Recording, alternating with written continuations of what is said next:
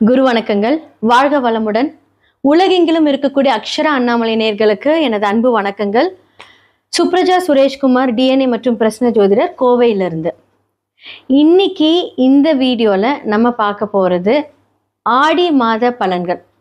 சூரியன் நம்மளுடைய கடகத்துல இந்த மாதம் ஃபுல்லா இருக்க போறாரு. ஸோ அதை தான் ஆடி மாத பலன்கள் அப்படின்னு சொல்ல போறோம். ஸோ திருக்கணிதம் படி பார்த்தீங்கன்னா 16ஆம் தேதி நைட்டு 11:37க்கு பயிற்சி ஆகிறார். அதாவது நம்மளுடைய சூரியன் கடகத்துக்கு வருகிறார். வாக்கிய பஞ்சாங்கப்படி 17ஆம் தேதி காலையில் 7 மணிக்கு அவர் மாறுறார். ஓகே, ஸோ இதில் என்ன அப்படின்னா, ஆடி மாதம் அப்படின்னு சொன்னாலே நமக்கெல்லாம் ஒரு விஷயம் தோன்றுறது அப்படின்னா ஆடி வெள்ளி சொல்லலாம். அதே மாதிரி பெரியவர்களுக்கு தன்னுடைய கடமைகளை செய்யக்கூடிய மாதம் அப்படின்னு சொல்லலாம். அடுத்ததான் ஆடிப்பெருக்கு, ரொம்ப விசேஷமான ஒரு நாட்கள் அப்படின்னு சொல்லலாம். இதெல்லாமே ஆடி மாத பலன்கள். முக்கியமான கிரக சேர்க்கைகள் அப்படின்னு சொல்ல போனால் ஆகஸ்ட் 2ஆம் தேதி சுக்கிரன் கன்னிக்கு போய் நீசமாகிறார். செவ்வாய் ரிஷபத்திலிருந்து மிதுனத்துக்கு வர்றாரு. ஸோ முக்கியமான பயிற்சிகள் சூரியன் எடுத்து பார்த்தீங்கன்னா இந்த 2 கிரகம் பார்த்தீங்கன்னா இந்த மாதம் ஃபுல்லாக ஆடி மாதத்தில் இருப்பாங்க. இப்போ சூரியன் அப்படிங்கிறவர் பார்த்தீங்க அப்படின்னா நம்மளுடைய மிதுனத்திலிருந்து கடகத்துக்கு வர்றாரு. அப்போது தசாபுக்தி காலங்கள் நம்ம மெயினாக எடுத்துப்போம். இது ஒரு பொதுவான ஒரு விஷயந்தான். சூரிய திசை அப்படின்ட்டு எல்லாத்துக்குமே ஒரு தசாபுக்தி காலம் நடக்கும். அப்போ சூரிய திசை யார் யாருக்கெல்லாம் நடக்குதோ அவங்களுக்கெல்லாம் இந்த காலகட்டத்தில் ரொம்ப சூப்பராக இருக்க போகுது. ஏன் அப்படின்னா, காலபுருஷ தத்துவத்தின் படி நம்மளுடைய குரு ஆல்ரெடி அந்த இடத்துல பயிற்சி ஆயிட்டார், உச்சமாகிறார், அதிசாரமாகிறார். அவர் கூட பார்த்தீங்க அப்படின்னு இந்த மாதத்தில் நம்மளுடைய சூரியன் போய் கூட இருக்கும்போது என்ன ஆகும் அப்படின்னா, குருவும் சூரியனும் சேர்க்கை சேரும்போது பெரிய மாற்றங்கள் வரும். ஓகே, உலகளாவிய விஷயங்கள்ல என்ன மாதிரியா மாற்றங்கள் வரும்? தசாபுக்தியா இருக்கட்டும், மந்திரமா இருக்கட்டும், சூட்சமமா இருக்கட்டும், யாருக்கெல்லாம் சூரியன் வலுத்திருந்து சூப்பரா இருக்கோ அவங்க எல்லாத்துக்குமே ஒரு பொன்னான காலம் அப்படின்னு சொல்லலாம். ஓகே, ஸோ நான் ஆல்ரெடி சொன்னேன் இந்த உலகத்துல என்ன மாதிரியான விஷயங்கள் நடக்கும் அப்படின்னு. ஸோ குருவும் சூரியனும் இருக்கும்போது இன்ஸ்டிடியூஷன்ஸ், அதுக்கப்புறமா அரசியலாக இருக்கட்டும், அரசாக இருக்கட்டும், மக்களுக்காக நிறையா வித புதிய திட்டங்கள் அறிமுகப்படுத்தக்கூடிய ஒரு மாதம் அப்படின்னு சொல்லலாம். அதற்கான பிளானிங் ஸ்டார்ட் ஆகும். குரு அப்படிங்கிறனாலே மற்றவர்களுக்கு வழிகாட்டக்கூடிய ஒரு விஷயம். அங்கே சூரியன் அப்படிங்கிறது பார்த்தீங்க அப்படின்னா தலைமை. அப்போ வழிகாட்டுதல் அப்படின்னு சொல்லக்கூடிய நிறைய முக்கியத்துவம் வாய்ந்த முடிவுகள் இந்த அரசால் ஏற்கப்படும், செயல்படும் அப்படிங்கிறத நான் சொல்லிக்கிறேன். ஓகே, இப்போ அடுத்ததான் பார்த்தீங்க அப்படின்னா நான் சொன்ன மாதிரி சுக்கிரன் நீசமாகிறார் அப்படின்னு சொல்கிறோம். சுக்கிரன் அப்படின்னா பொதுவாக யார்? இண்டஸ்ட்ரி, ஃபிலிம் இண்டஸ்ட்ரி எடுத்துக்கலாம். அதே மாதிரி பார்த்தீங்கன்னா ஒவ்வொருத்தருக்கும் இப்போது ஒவ்வொரு ராசினருக்கு பார்க்கும்போது சுக்கிரன் யார் அப்படின்னு பார்க்கலாம். பொதுவாக சுக்கிரன் எந்த இடத்துல நீசமாகிறார் அப்படின்னா புதனுடைய வீட்டில் கன்னி அப்படிங்கிற ஒரு பாகத்தில் பார்த்தீங்கன்னா சுக்கிரன் நீசமாகிறார். அப்போது என்னன்னா நிதிநிலைகள் அப்படின்னு சொல்லக்கூடிய சில விஷயங்கள், மாற்றங்கள். இப்போ நீங்கள் இந்த பேங்க்ல டெபாசிட்ஸ் எல்லாம் பண்ணுறீங்க பார்த்தீங்களா, அதில் ஒரு பெரிய மாற்றங்கள். இதெல்லாமே நிறைய ஒரு என்ன மாதிரி திட்டங்கள், அது மக்களுக்கு நல்லதா கெட்டதா அப்படிங்கிறது அந்த திட்டங்கள் செயல்படும் போது ஒரு சில பேருக்கு ஃபேவராக இருக்கும், ஃபேவராக இருக்காது. ஸோ இந்த மாதிரியான புது நிலை மாற்றங்கள் வரப்போகுது. ஏன் சடனாக இந்த மாதிரி விஷயங்கள் வருது அப்படின்னா, ரிஷபத்திலிருந்து மிதுனத்துக்கு யார் வரப்போறாருன்னா செவ்வாய் வர்றாரு. இதில் ஆல்ரெடி கடகத்தில் புதன் வக்ரமாக இருக்கார். அவர் வக்ர நிவர்த்தியாய் திரும்பவும் புதனோட வீட்டில் போய் ஆட்சி ஆகிறார். ஸோ அதுவுமே பார்த்தீங்க அப்படின்னா செவ்வாய் புதன் சேர்க்கையாக எடுத்துக்கொள்ளப்படும். அப்போ செவ்வாய் புதன் சேர்க்கை அப்படின்னு சொல்லும்போது என்ன அப்படின்னா, சடனாக ஒரு மாற்றங்கள் நிதி நிலைகளை கொண்டு இந்த வருடத்தில் இந்த மாதத்தில் நடக்க போகுது. ஸோ இந்த மாதத்தில் நிறைய இந்த மாதிரி ஒரு திட்டங்கள் மக்கள் நலனுக்காக அரசால் ஏற்படும் அப்படின்னு சொல்லலாம். என்னென்ன விஷயங்கள் அப்படிங்கிறது நம்ம போக போக பார்க்கலாம். அடுத்ததாக சனி வக்ரமாயிருக்கார், ஆல்ரெடி நம்ம பேசியிருக்கோம். அந்த இடத்துல பார்த்தீங்க அப்படின்னா 12ஆம் இடத்தில் வக்ரமாயிருக்கார். அப்போது எந்த மாதிரியான வீட்டில் நீர் நிலம் சரிவது எல்லாமே உங்களுக்கு காம்பினேஷன் வரும்.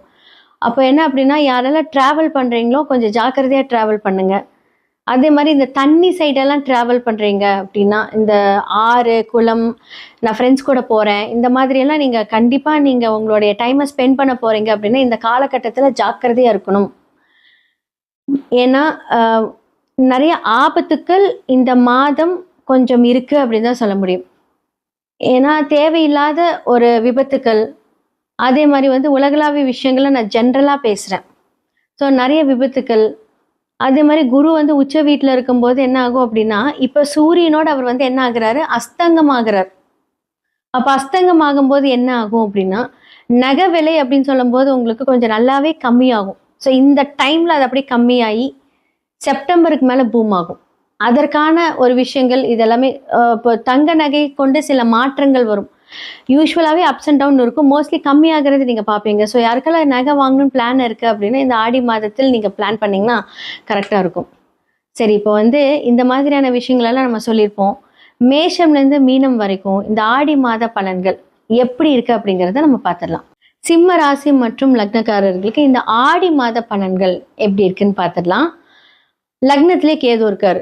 அந்த கேது ஃபர்ஸ்ட் ஆஃப் ஆல் என்ன பண்ணுவார் அப்படின்னா, கேது அப்படிங்கிறது ஞானக்காரகன். அப்போ இந்த ஆல்ரெடி வந்து அஷ்டம சனியோட பிடியில் இருக்கிறவங்களுக்கு இந்த கேது என்ன பண்ணுவார் அப்படின்னா, தேவையில்லாத சிந்தனைகளை கொடுப்பார்.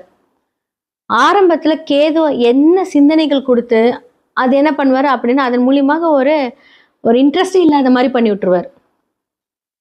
ஓகே, அது என்ன, அது எதனால் இன்ட்ரெஸ்ட் ஆகும் அப்படின்னா, ஓகே இப்போ நம்ம இது பண்ணலாம், இதை ஸ்டார்ட் பண்ணலாம், யாராவது வந்து தேவையில்லாமல் சொல்லி ஓகே நம்ம அதை பண்ணலாம் அப்படின்னு சொல்லிட்டு ஒரு இன்வெஸ்ட்மெண்ட் பண்ணலாம் அப்படின்னு நீங்கள் எடுத்துக்கிறீங்கன்னு வச்சுக்கோங்களேன்.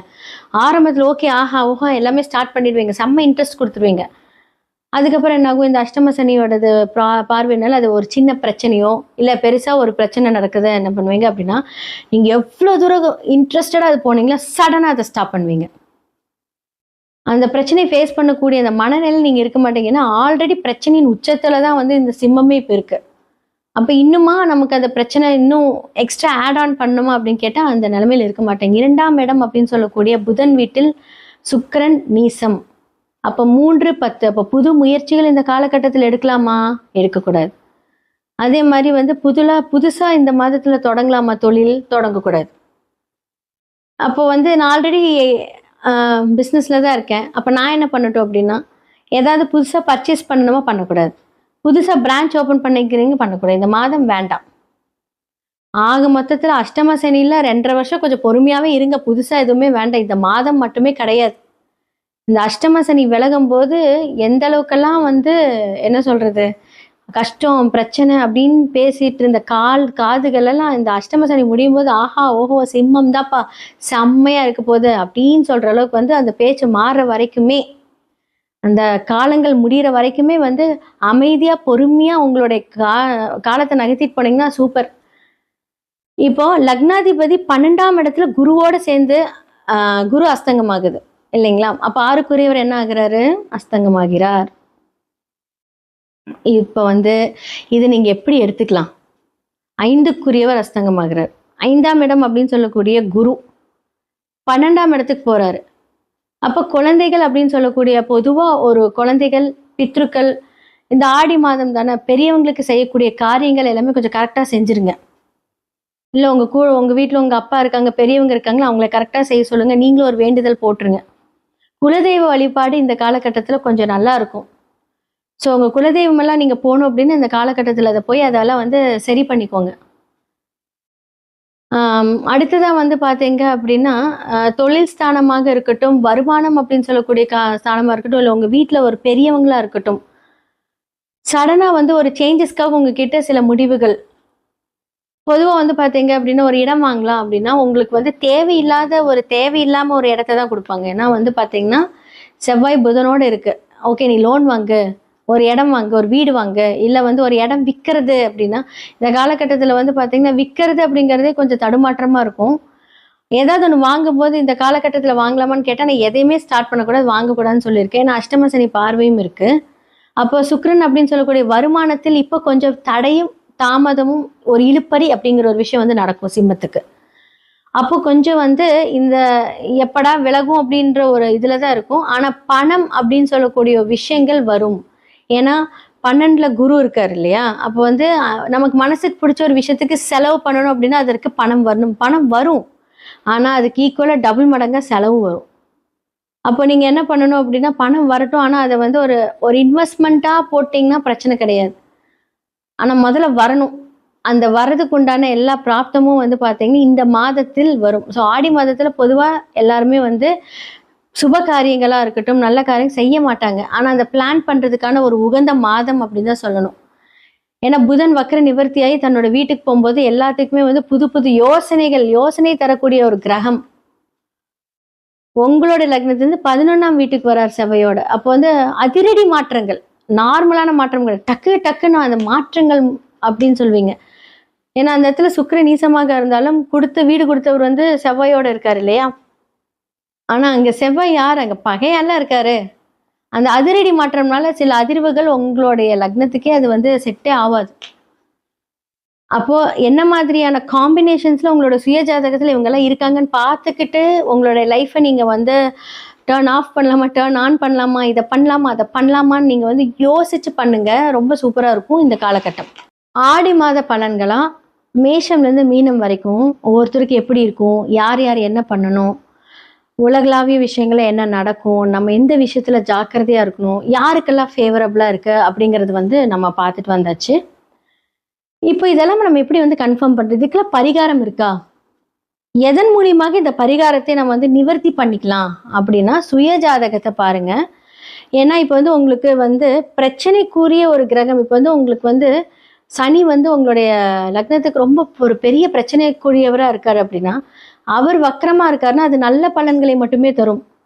இப்போ பொது பலன்களை நான் கேட்டு வந்து அச்சச்சோ நமக்கு இப்படி ஆயிருமோன்னு நினைக்காதீங்க. இந்த மாதிரி கிரக அமைப்புகள் இதெல்லாம் நடக்கும். எனக்கு நிறைய பேர் கால் பண்ணுவாங்க. கால் பண்ணும்போது நீங்க சொல்றது அப்படியே என் வாழ்க்கையில் நடக்குது அப்படின்னு சொல்லுவாங்க. ஆனா ஒரு சில பேர் வந்து நீங்க என்ன இப்படி சொல்றீங்க, எனக்கு அந்த மாதிரிலாம் நடக்கல அப்படிம்பாங்க. அப்போ ஒவ்வொருத்தருக்கும் அது பொருந்தும், ஒவ்வொருத்தருக்கு அது பொருந்தாது. அப்போ என்ன பண்ணலாம்? சுய ஜாதகத்தை பார்த்து அதை ரெக்டிஃபை பண்ணிக்கோங்க. ஸோ ஜெம்ஸ்டோன்ஸ் மூலியமா நிறைய வைப்ரேஷன்ஸை நம்ம வந்து சரி பண்ணிக்கலாம். நியூமராலஜி மூலியமாக, ஏன்னா பிகாஸ் இதெல்லாமே வந்து நான் சொல்றதுல பெஸ்ட் சொல்யூஷன். வாழ்க்கை ஃபுல்லாக உங்களோட வழி நடத்தும். ஒரு சில நேம் சேஞ்சஸாக இருக்கட்டும், ஃபோன் நம்பர் சேஞ்சஸாக இருக்கட்டும், அப்போ வந்து அந்த நட்சத்திரங்களின் ஆய்வுப்படி அதை நம்ம சரி செய்துக்கிட்டோம் அப்படின்னா வாழ்க்கையில நிறைய மாற்றங்கள், விதியை மதியால் வென்று நிறைய மாற்றங்கள் மூலியமாக நம்மளுடைய வாழ்க்கையிலையும் சரி, தொழிலையும் சரி, வேலைகளிலும் சரி, செய்யக்கூடிய செயல்பாடுகளும் சரி, நம்ம வந்து அந்த முன்னேற்றத்தை பார்க்கலாம். கண்டிப்பா நடக்குங்க. ப்ளஸ் நம்மளுடைய கடவுள் வழிபாடு கண்டிப்பா நீங்க இவங்கள தான் கும்பிடணும் அப்படின்னாலாம் நான் சொல்லவே மாட்டேன். உங்களுக்கு பிடிச்ச இஷ்ட தெய்வம், உங்களுடைய குல தெய்வம். சில பேர் வந்து பாத்தீங்க அப்படின்னா மதம் மாறி பார்ப்பீங்க. நிறைய பாத்தீங்க அப்படின்னா எனக்கு கால்ஸ் வருது. அவங்களுக்கெல்லாம் வந்து பாத்தீங்கன்னா உங்களுடைய இஷ்ட தெய்வத்தை வேண்டிக்கோங்க. நிறைய ப்ரே பண்ணுங்க, மேனிஃபெஸ்ட் பண்ணுங்க. உங்களுக்கு ஒரு காரியம் வேணும் அப்படின்னா மேனிஃபெஸ்ட் பண்ணுங்க. வாழ்க்கையில் முன்னேறுவதற்கான குறியீடுகள் நிறைய இருக்கு. அப்போ நீங்க வந்து ஜாதகம் பார்க்கும்போது அடிஷ்னலா வந்து பார்த்தீங்க அப்படின்னா இதெல்லாம் நீங்க சரி செய்துக்கிட்டீங்க அப்படின்னா எவ்வளோ பிரச்சனையா இருந்தாலும் அதுல நம்ம ஃபேஸ் பண்ணி நடக்கக்கூடிய வழிகளை கண்டிப்பா நான் காமிப்பேன். ஸோ கண்டிப்பா நான் சொல்ற இந்த பரிகாரங்கள், இந்த விஷயங்கள் எல்லாம் நம்ம செய்யும்போது நிறைய மாற்றங்கள் வரும்போது நமக்கு புது புது விஷயங்கள் மேல நம்பிக்கை வரும். அப்ப ஜோதிடத்தில் வந்து பார்த்தீங்க அப்படின்னா எல்லாத்துக்குமே சொல்யூஷன் இருக்கு. பிரச்சனை வருது அப்படின்னா அங்கே சொல்யூஷன் இருக்கு. அது எப்படி அந்த பாவக ரீதியாக, ராசிகள் ரீதியாக, ஸோ எதுக்கு அதை கரெக்டாக வந்து ஆப்டாக நம்ம வந்து வாழ்வில் பரிகாரங்கள் செய்தால், சில பேர் வந்து பார்த்தீங்கன்னா கோயிலுக்கே போக மாட்டாங்க. நான் மற்ற மதத்தை சொல்கிறேன், நான் கோயிலுக்கெல்லாம் போக மாட்டேங்க, நான் இந்த பரிகாரம் அப்படின்னு சொன்னீங்க அப்படின்னா வாழ்வியல் பரிகாரங்கள் மூலியமாக கண்டிப்பாக மாற்றிக்கலாம். ஸோ வாழ்வியல் பரிகாரம் அப்படின்னா ஒருத்தருக்கு 8ஆம் இடம் பாதிச்சிருக்கு அப்படின்னா அவங்களுக்கு வந்து துப்புரவு தொழிலாளர்கள், க்ளீன் பண்ணுறவங்க, அவங்க வந்து பார்த்தீங்க அப்படின்னு 9ஓட கனெக்ட் பண்ணாங்கன்னா நான் வந்து கோவிலில் வேலை செய்கிறவங்களுக்கு, க்ளீன் பண்ணுறவங்களுக்கு உதவி பண்ணுங்க. அந்த கரெக்டாக அந்த காம்பினேஷன்ஸ் வந்து ஆட் பண்ணி ஜஸ்ட் ஒரு 100 ரூபீஸ், 50 ரூபீஸ் சாப்பிட வாங்கி கொடுங்க. இது மூலியமாக உங்களுக்கு தீர்வுகள் வரும். இதைத்தான் வாழ்வியல் பரிகாரம் அப்படின்னு நான் சொல்கிறேன். அப்போது உங்களோட சுயஜாதகத்தை பார்த்து அந்த வாழ்வியல் பரிகாரங்கள் மூலியமாகவும், இல்லை சில பேருக்கு எனக்கு கோவில் தான் வேணும் அப்படின்னா கோவில் பரிகாரங்கள் மூலியமாகவும் உங்களுடைய பிரச்சனைகளை தீர்த்து நல்ல வழி கண்டிப்பாக கிடைக்கும். நன்றி, வணக்கம். முக்கியமான ஒரு விஷயம், பிரசன்னம் மூலியமாகவும் உங்களுடைய பிரச்சனைக்கான தீர்வு இருக்குது. நான் லாஸ்ட் மந்த் வந்து பார்த்தீங்கன்னா 3 வீட்டை நான் விசிட் பண்ணேன். அந்த வீட்டில் முக்கியமானது மட்டும் நான் இப்போ சொல்கிறேன். அந்த வீட்டில் வந்து பார்த்தீங்கன்னா வாஸ்து பிரச்சனைகள் இருக்குது. அப்போது தசாபுக்தி காலங்கள் நமக்கு ஜாதக ரீதியாக நன்றாக இருந்தாலும் அந்த வீட்டில் இருக்கக்கூடிய அந்த வைப்ரேஷன் நமக்கு ஒத்து வரல அப்படின்னா, நமக்கு என்ன நல்ல காலங்கள் வந்தாலும் நம்ம செயல்பாடுகளில் சிறிது தாமதங்கள், பிரச்சனைகள், ஓவர் திங்கிங்னால அந்த விஷயங்கள் தடைப்படும். அப்போது வாஸ்துவாக இருக்கட்டும், ஜோதிடமாக இருக்கட்டும், ஜெம்ஸ்டானாக இருக்கட்டும், நியூமராலஜியாக இருக்கட்டும், எல்லாமே கலந்து அதற்கான பரிகாரத்தையும் வாழ்வியல் பரிகாரத்தையும் நம்ம செஞ்சிட்டோம் அப்படின்னா சூப்பராக இருக்கும். இதை பற்றி தெரிஞ்சுக்கணும் அப்படின்னா கீழே இருக்கிற நம்பருக்கு காண்டாக்ட் பண்ணி உங்களுடைய டீட்டெயில்ஸ் அனுப்புங்க. கண்டிப்பாக இதற்கான தீர்வுகள் நான் சொல்லுவேன். நன்றி, வணக்கம்.